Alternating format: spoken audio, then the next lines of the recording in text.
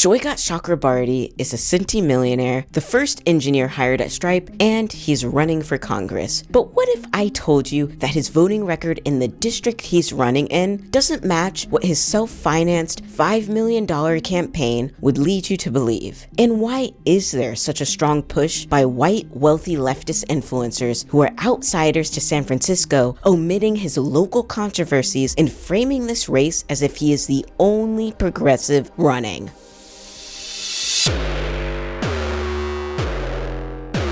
San Francisco is a complicated city. It has a media reputation of being one of the most progressive cities in the country, while also having a terribly racist history of systemically pushing out Black residents and originating xenophobic, homophobic, and transphobic national policy. It's a city that has been built into the epicenter of big tech, AI, and an ever-expanding surveillance state that is inherently intertwined with the military-industrial complex and Zionist colonial expansion. Silicon Valley's tech boom ushered in a political era in San Francisco where ultra-wealthy right-leaning tech CEOs throw millions of their own money into fueling astroturf groups which appear to be grassroots but are actually propaganda arms of billionaires with the goal of pumping candidates that have their own corporate interests at heart. This has been going on for a while, but there's been a significant push in the last 5 years from the tech oligarchs successfully stripping the San Francisco Board of Supervisors to be a majority tech oligarch aligned group, throwing millions to oust any actual grassroots candidates who refuse the bidding of corporations and real estate lobbies. Now you would think that Saikat, who regularly compares himself to Zohran Mamdani, that he would be helping fight corporate power in politics, since that is a main message within his campaign. I don't take corporate cash. But that's not historically accurate. Oddly enough, he was not only silent during these years, but as recently as 2024, he was joining Elon Musk and other tech oligarchs in their right-wing takeover of San Francisco local politics during the last citywide election. At the time of filming, there are only 2 political actions Saikat has a track record of in San Francisco politics, and all have been in support of the billionaire class. 1. Saikat donated to Michael Lai, a network state candidate. Michael Lai, a network state candidate, ran in the 2024 election to the San Francisco Board of Supervisors to represent District 11 in California. He was pushed by Grow SF, which is a group run by billionaire conservative Garry Tan, who's a major player in turning San Francisco more right-wing. Garry Tan also famously tweeted and deleted a death threat to local politicians, which resulted in 3 San Francisco supervisors receiving death threats at their homes. When I say Michael Lai is a network state candidate, you might be wondering what that means. I'll let local journalist Gil Duran explain. In one sentence, a network state is a highly aligned community with a capacity for collective action that crowdfunds territory around the world and eventually gains diplomatic recognition from pre-existing states. Put even more simply, the billionaires create their own countries and rule their own countries. And we see some efforts to do that all around the world, including here in Northern California.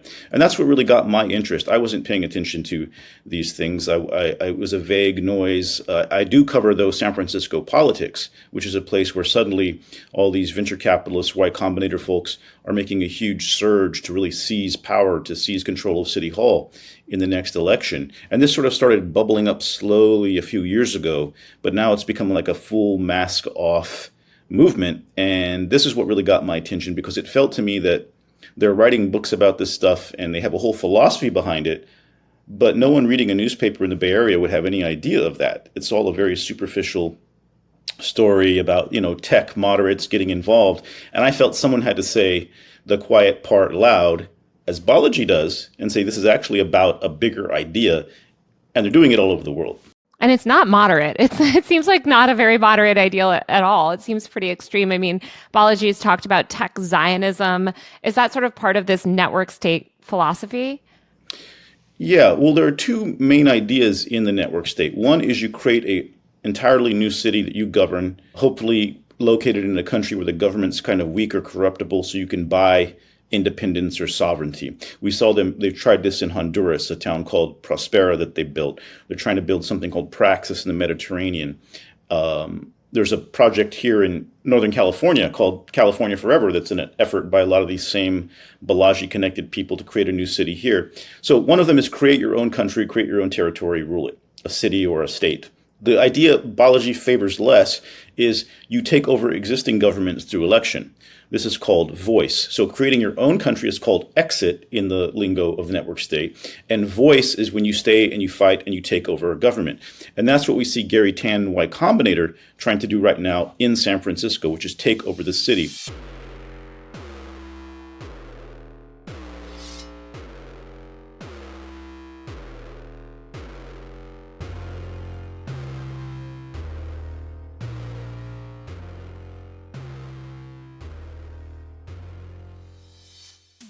When called out on Twitter regarding his donation to a network state candidate, Saikat lied and said that that was misinformation. He later deleted that tweet, but still downplayed his donation and has consistently claimed that donating to Michael Lai was suggested by a colleague on the Bernie campaign, which, sure, but that also is telling that Saikat's trusted colleagues support AstroTurf candidates connected to the network state, which is practically the opposite of his messaging regarding getting corporate interests out of politics. 2. Saikat joined Elon Musk and Garry Tan on their campaign to oust a Democratic Socialist tenants lawyer from the San Francisco Board of Supervisors. As I mentioned earlier, there has been an ongoing effort by tech oligarchs to crush any grassroots candidates that are not aligned with protecting big tech's bottom line, but rather champion working class people who have little political power in the city. Judge me by my mother enemies. In San Francisco's 2024 election, Musk and Tan ran politician Bilal Mahmood to unseat Supervisor Dean Preston, who opposes corporate real estate. I actually went to a town hall to ask Saikat about this donation. My question is, so recently you were on Hasan Piker's stream, where you said that between Bilal Mahmood and Dean Preston, that your housing policies align better with Bilal Mahmood. And I was wondering if you could clarify why. So yeah, what I said was I've got basically Zoran's housing politics, right? Which is, I believe strongly in rent control. I believe strongly in social housing, and at a federal level, my housing policy is largely about creating a new public financing entity to directly finance and build social housing. But I am also for cutting red tape to make it easier to build that housing. At a federal level, frankly, a lot of that, in my view, is that the public needs to do it. But what I don't believe is that cutting red tape and zoning alone is going to build affordable housing. So that's where I think I differ from some of the market-only folks in our city. So I was saying in that race, because I did talk to Bilal about that, and he is also pro-social housing, pro-federal financing of housing, and pro-displacement or eviction protections.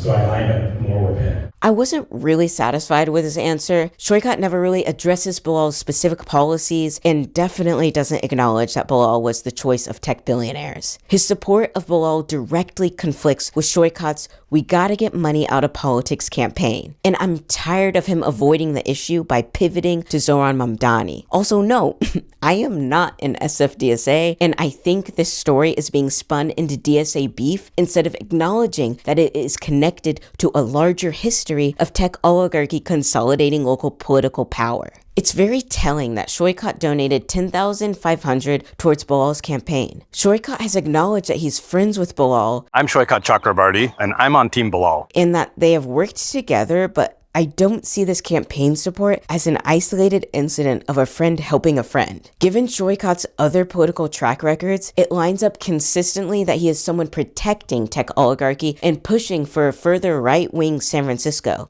I think it's telling that Saikat sees Dean Preston, a Democratic Socialist fighting for tenants, as an adversary to his policies. In fact, Saikat has doubled and tripled down that he believes Bilal was also a progressive option and had better housing policies. Bilal is a progressive who will get results. Housing in San Francisco is a very big issue that we'll come back to in a second, but first, I think it's important to note that Saikat keeps insisting Bilal is a progressive. Let's look at his voting record compared to the other Board of Supervisors, courtesy of the San Francisco Chronicle. Bilal is the furthest right that they are willing to acknowledge exists in San Francisco. Bilal has also recently co-sponsored Mayor Lurie's housing tax, which has received criticism from local affordable housing advocates. It seems the tech oligarchy got their way for real estate developers after replacing Dean with Bilal. Back to housing. Housing is a major issue in San Francisco as well as in cities around the world. There's a lot of money being pushed to control the conversation around housing, and I think it's important that we ground this conversation in a few truths. Here's a quote from the book Abolish Rent by Tracy Rosenthal and Leonardo Velish. Securing housing doesn't mean competing just with other people who want to use it to live in. It means competing with people and corporations who want to use it to make money. More than 68% of the world's wealth is held in real estate, and 79% of that is in residential housing. In 2020, the total residential real estate value in the US, the second largest share in the world, amounted to $258.5 trillion. That's more valuable than all global equities and debt securities combined. More than 20 times more valuable than all the gold ever mined. To speak in the language of supply and demand, the price of housing is not determined just by local demand for housing, but by the global search for opportunities to seek profit. The housing market doesn't produce homes, it produces opportunities for investment. All right. Now that we're on the same page that housing is not only a basic need, but also a financial asset that the most wealthy hold and protect, we can jump into the next section, the abundance movement and how Saikat is connected. What's abundance? For the past few months, news and editorial rooms have been abuzz with talk of a grand new vision for the Democratic Party. Abundance. Abundance, according to its media promoters, chiefly the New York Times' Ezra Klein and the Atlantic's Derek Thompson, is a political agenda that espouses the creation of more of everything we need, allegedly. Housing, education, jobs, energy, just to name some examples. To accomplish this, we are told, we must aim to eliminate bureaucratic red tape that has for too long bogged down production, innovation, and capital's innate capacity and desire to promote a better, more abundant life. It's an alluring promise, if suspiciously vague and devoid of class politics. Obviously, doing more good things for people is better than doing fewer good things, right? Who can argue with this general premise? Who wouldn't want to support an agenda that's effectively the do good things agenda? Scratch the surface, however, and what one finds isn't just a folksy common sense treatise against gratuitous red tape, but something more sinister and dishonest, something more slick and shallow. What one gets is a standard entry strategy that begins with a so vague it's incontestable hook, illogical or corrupt regulations are bad, then quickly pivots into a Silicon Valley flattering and often Silicon Valley funded political agenda, a narrative designed to blame inequality in our objectively broken political system on too much regulation and bureaucracy rather than there being too much power in the hands of an elite few. Abundance is a book co-written by Ezra Klein and Derek Thompson. Abundance is also a movement that is funded by big tech, big oil, big crypto, and big AI, or at least the 2024 Abundance Conference was. The book goes over issues in the US regarding affordable housing, infrastructure, and climate change, and points to government regulation being the problem with no mention of oligarchy. It's a movement to replace class consciousness as the central systemic issue with bureaucracy, which can be resolved by cutting red tape. Critics of the book have pointed out that cutting red tape without any clear guidelines gives room for lobbyists and billionaires to extract further wealth from the working class while pandering that it's for their benefit. It's commonly criticized as a neoliberal rebrand of trickle-down economics, aka Reaganomics. What is abundance, the abundance movement, which is the unofficial anthem of centrist Democrats? Well, never underestimate the ability of centrist Democrats to kind of repackage the same thing and call it the new shiny object that is the future. And that's abundance. I've interacted with the abundance movement mostly as applied to housing. It's essentially the idea of creating, quote unquote, abundant housing by just deregulating housing and letting developers and corporate landlords do whatever they want to create as much housing as possible under the theory that it will then somehow become affordable to working class people because of trickle-down economics. So it really is just a form of blaming regulations for the failure to produce for people's needs, trying to popularize the idea that if we just deregulate these industries, that we're going to create an abundance of housing or other services that trickle down to everyone else. It doesn't work. It's never worked. All the housing that gets created in expensive cities now, unless it's regulated in some way through rent control or through social housing, affordable housing, it's all unaffordable to working class people. Ezra Klein has popularized this. He did not start it. There was Abundant SF. There are now abundance organizations. It's a political movement of mostly neoliberal Democrats trying to push a deregulation agenda. But it is at its core a trickle-down logic. It is a logic of, if we unleash the power of capital, we'll all benefit. Okay, and the reality is that even in the subject of housing, study after study shows that is kind of true, but it's not very significant. It certainly doesn't remotely outpace the rise in rents. And so they're taking this logic and applying it to everything from healthcare to transportation to, and this is going to be important, energy, because a lot of this, and we'll get into that, is about powering the so-called AI revolution, which is a very, very energy intensive process.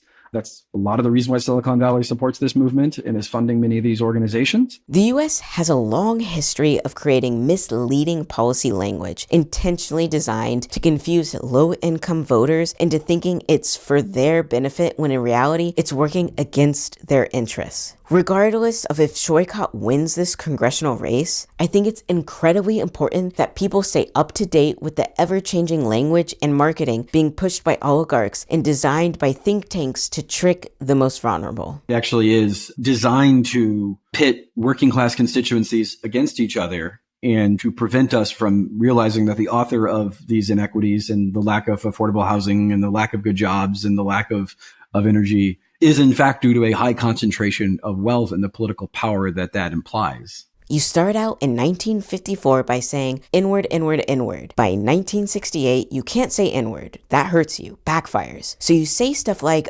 forced busing, states' rights, and all that stuff. And you're getting so abstract. Now you're talking about cutting taxes. And all these things you're talking about are totally economic things. And a byproduct of them is blacks get hurt worse than whites. Lee Atwater, 1981. One abundance red flag to look out for is a candidate mentioning deregulation and cutting red tape to expedite building affordable housing. Cutting red tape to make it easier to build that housing.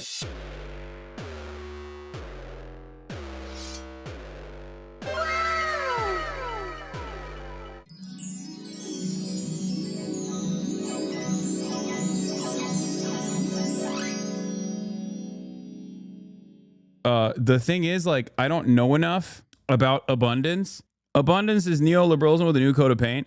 That's what it sounds like from everything that I have seen, all the bits and pieces that I've seen of the book. But like I said, I haven't read it. I have not read it. So I don't know. I don't know enough. I don't have an opinion on it.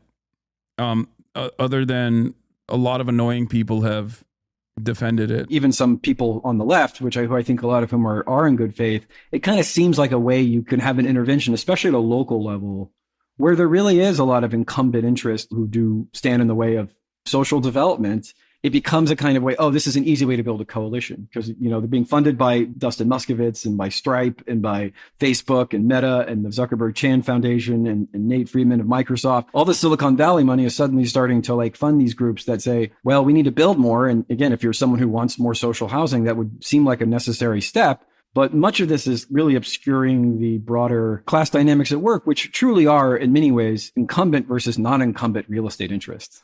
It is about people who currently are rich and live in places and people who are more rich and want to develop in those places. Pretty much all poverty is about the misallocation of resources. It is fundamentally a political problem, not one of, are we overregulating daddy capital? Cutting red tape and deregulation are abundance terms designed to be intentionally vague and benefit those with the most capital. Maybe there are some circumstances where cutting red tape and deregulation makes sense, but the key is what red tape and what deregulation.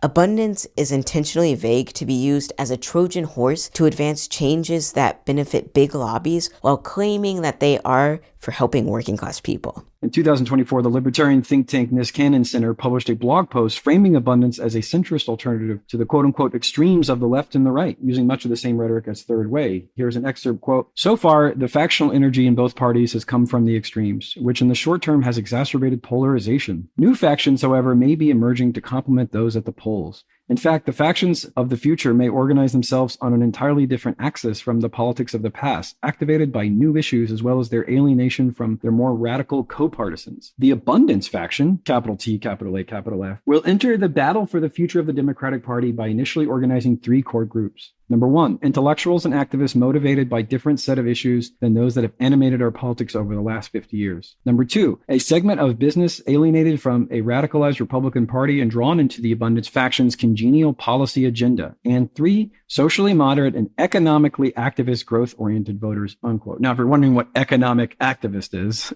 which is a really interesting economically activist. Growth-oriented. It means someone who's for pro-corporate policies. This is all pro-corporate schlock. The Niskanen Center is funded by a who's who of abundance funders, namely corporations like Google, energy groups like the Energy Foundation, and more importantly, Arnold Ventures of John Arnold, who was a former Enron guy. He's a huge funder of a lot of these groups. You'll sort of see his name in all of them. Now, they are specifically, again, they frame themselves as business friendly, which is to say policy solutions, political movements that are not antithetical or adversarial to corporate interest, but in fact can sort of build a political coalition and a narrative that would fit well in a Walmart board meeting. Another tell that a candidate is a part of the abundance movement is that they will mention Austin, Texas as being an example of where cutting red tape and government deregulation have been successful when it comes to building more affordable housing. Here is co-author of the abundance book, Ezra Klein, defending abundance. Let's see how many times he mentions Austin, Texas.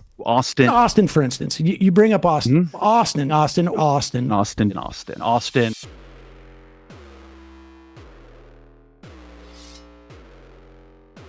And this probably won't apply to most candidates, but one of Saikat's pro-abundance tells is his appearance on Ezra Klein's pro-abundance podcast discussing abundance. Saikat is very vague when questioned about his controversial move regarding joining Elon Musk and other tech oligarchs in their campaign to oust Dean Preston. He says he saw Bilal and Dean as progressive options and that he ultimately aligns more with Bilal's housing policy of cutting red tape and deregulation. This red flag is the biggest sign that he is simply marketing himself as progressive, when in practice he aligns with protecting his own assets in big tech, real estate lobbies, and big oil, especially given that his wife works for one of the largest law firms that protects big oil and big gas. It's hard to believe he is who he says he is, and locals' distrust of him is rational despite what new media political commentators may say. The lines between where big tech ends and the government begins are blurry, and I personally haven't seen much discussion from left-leaning commentators on this issue. I learned a lot from Professor Francesca Bria's site,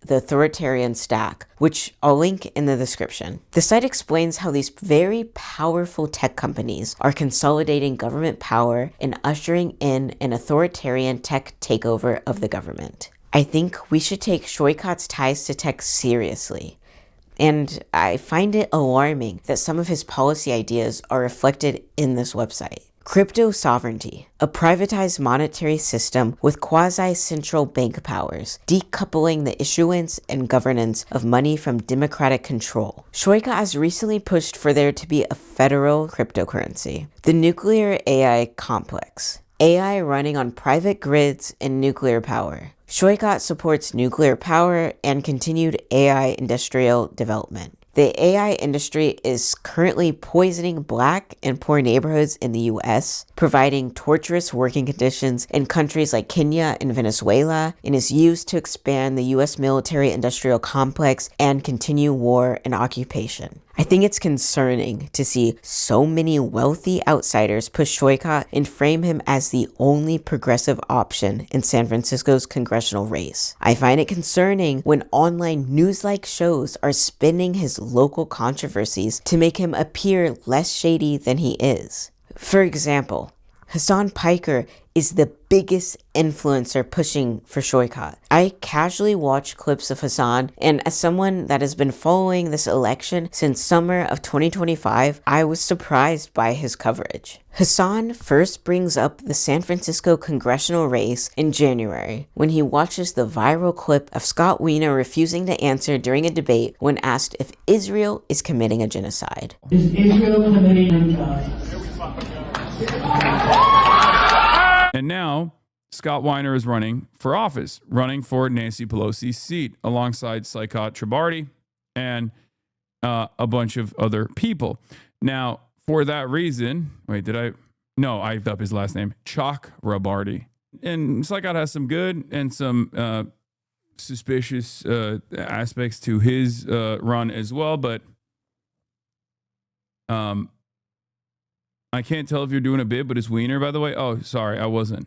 In the clip, Saikat and Connie Chan both answer yes, and Scott does not answer. Hasan only acknowledges Saikat, which I thought was odd given that Connie also answered this question yes. Connie Chan is also running in this primary race and is heavily endorsed by progressive local organizations that protect working class people and tenants, workers' unions, and by local progressive politicians. In contrast, Saikat is predominantly being endorsed and pushed by outsiders to San Francisco who are potentially not familiar with his local reputation and have no personal skin in the game for his support of real estate lobbies that harm working class people struggling to afford to live here.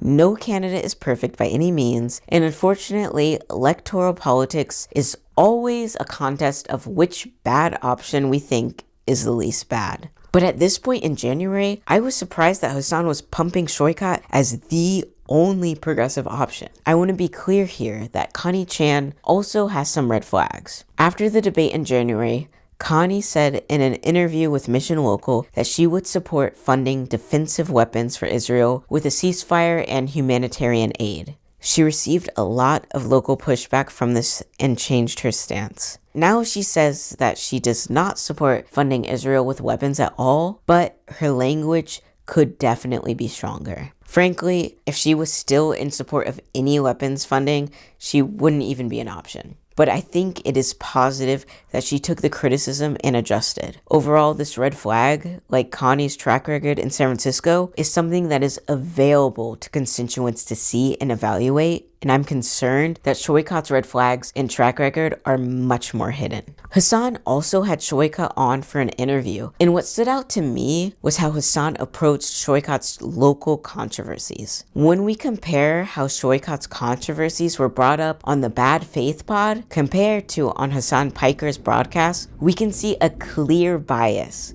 with how Piker frames the situation. There are some people who've pushed back against you and have expressed some skepticism about what side are you on, Bernie style, in part because you yourself made money in tech. Maybe that's a relatively superficial claim or accusation. It's not an accusation, it's just a true thing, but a characteristic. But also that you've been criticized for giving money to the sort of YIMBY, more pro-abundance side candidate in some local races, specifically this Bilal Mahmoud fellow who ousted the DSA candidate, Dean Preston. And my understanding of it, I'm not a local, but my understanding of it is that the DSA candidate was basically painted as being against building more housing, when in fact, that's not what his record reflected, but he was a critic of the abundance style, allow permitting for sort of any development, including these very affluent developments where there's no evidence that the benefits of them are going to trickle down and actually resolve the affordability crisis that's at hand. So how do you respond to folks who are skeptical of you, especially since housing is such a significant concern, when you have donated, what was it, $10,500 to Bilal Mahmoud? And also, was it this Michael Lai, who also was running against a progressive candidate?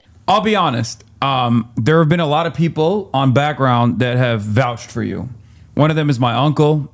He really likes you, just so you know. Another one was my spy that I think at some point worked with you and had nothing but nice things to say. Eric Hovagim, who he's a Hasan Abihid who now lives in China, content creator. He's great. And, it definitely, because when I saw that you were as rich as you are, and also on top of that, there was an instance where I believe you had fundraised against a DSA-backed candidate in San Francisco. I had a little bit of, I was a little bit worried. I mean, you seem very solid. What was the reason why you fundraised against a DSA candidate, which I believe was also endorsed by Nancy Pelosi?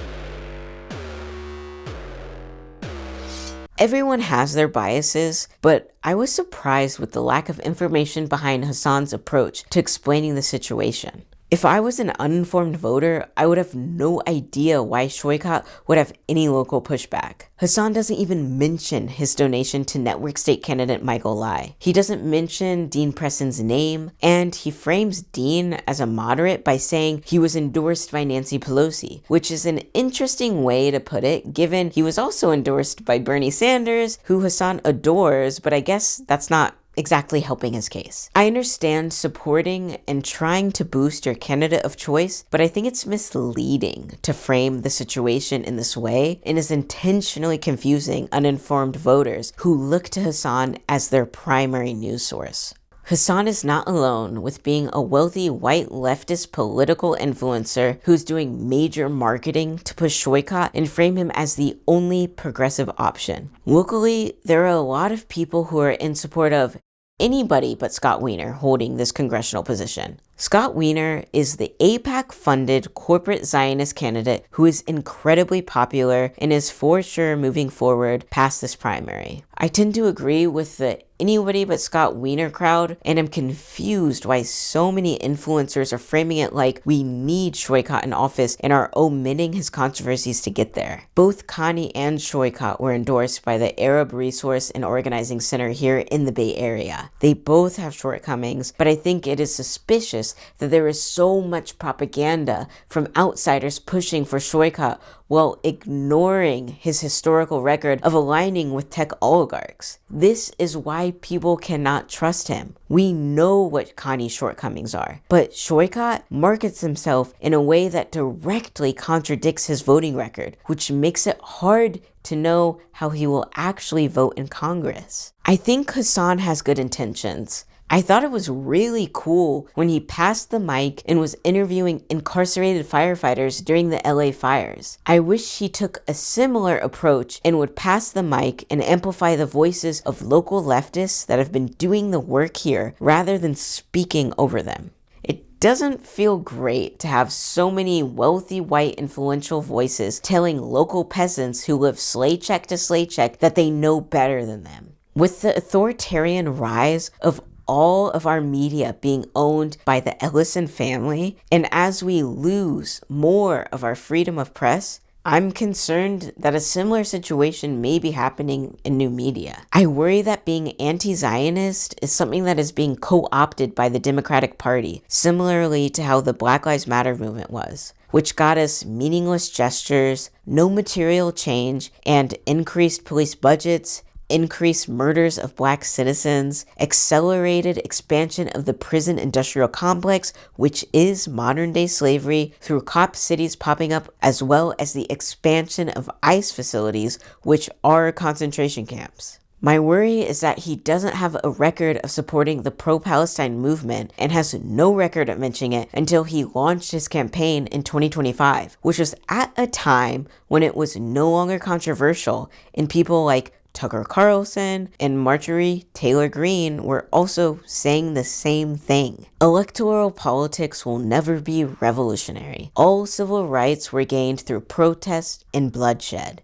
I love the idea of having enough anti-imperialist Congress members to stop Israel's colonial expansion and genocide, but I can't help but to feel like we don't actually get to vote on who the CIA kills or who the imperialist machine genocides next. Biden said himself, if Israel didn't exist, we would have to create one. America is a business, and there is a lot of money invested in upholding white supremacy, genocide, slavery, and human trafficking. And we have seen time and time again that if there is any serious threat of disrupting these systems of power and global violence, that the CIA and or oligarchy will end your life. This is why it's hard for me to imagine changing the system from within. America was started as a business.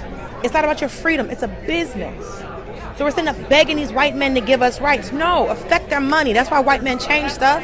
Segregation ended because of the Montgomery boycott boycott, because the city of Montgomery almost went bankrupt because of an 18-month boycott. These white men all of a sudden didn't change their minds. Abraham Lincoln did not free enslaved people because he felt like he needed to do this. He did it to cripple the South economically. Anytime they've done anything, it wasn't to help us because we were humans. It was to mess up another white man's money. So we don't get rights until we mess up a white man's money. That's it. Remember, peasants, there's more of us than them. We do not condone violence. Our tax dollars just fund it. By the way, you might be wondering who the fuck I am, if you made it this far.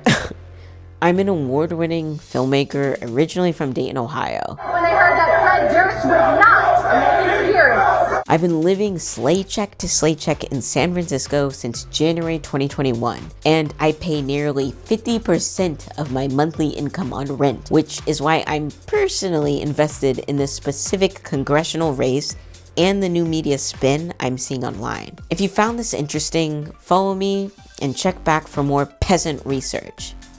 Have a good one.